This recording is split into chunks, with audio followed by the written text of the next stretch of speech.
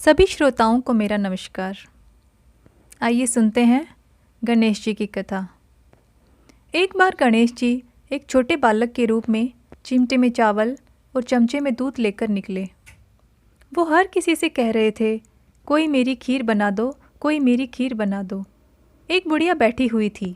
उसने कहा, ला मैं बना दूँ। वह छोटा सा बर्तन चढ़ाने लगी तो गणेश जी ने कहा, दादी माँ छोटी सी भगोनी मत चढ़ाओ, तुम्हारे घर में जो सबसे बड़ा बर्तन हो वही चढ़ा दो। बुढ़िया ने वही चढ़ा दिया। वह देखती रह गई कि जो थोड़े से चावल उसने बर्तन में डाले थे वह तो पूरा भर गया। गणेश जी ने कहा, दादी माँ मैं नहा कर आता हूँ। खीर तैयार हो गई तो बुढ़िया के पोते पोती खीर खाने के लिए रोने लगे। बुढ़िया ने कहा, गणेश जी तेरे भोग लगे कहकर चूल्हे में थोड़ी सी खीर डाली और कटोरा भरकर बच्चों को दे दी।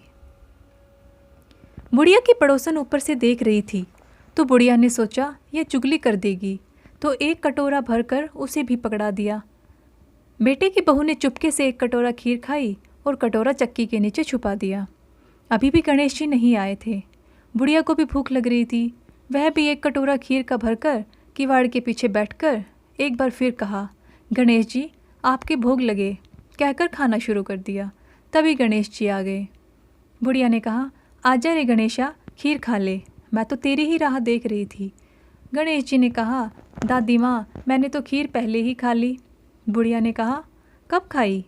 गणेश जी बोले, जब तेरे पोते पोती ने खाई तब खाई थी, जब तेरी पड़ोसन ने खाई तब खाई थी, और जब तेरी बहू ने खाई तब भी खाई थी, और अब तूने खाई तो मेरा पेट पूरा ही भर गया।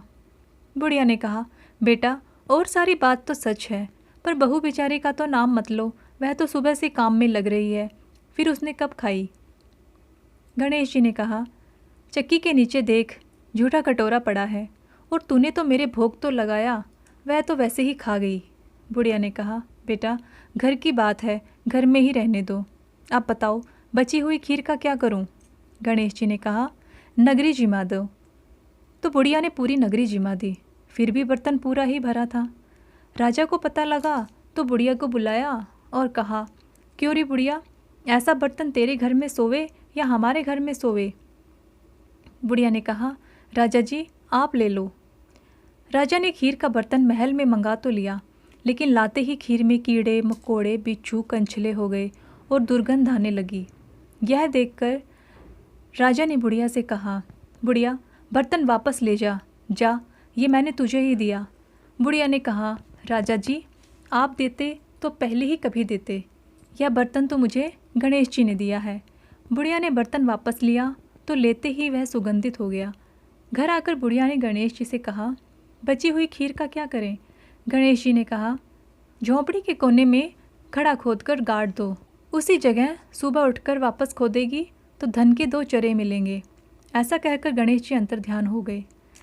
जाते समय झोंपड़ी के लात मारते हुए गए तो झोंपड़ी के स्थान पर महल हो गया।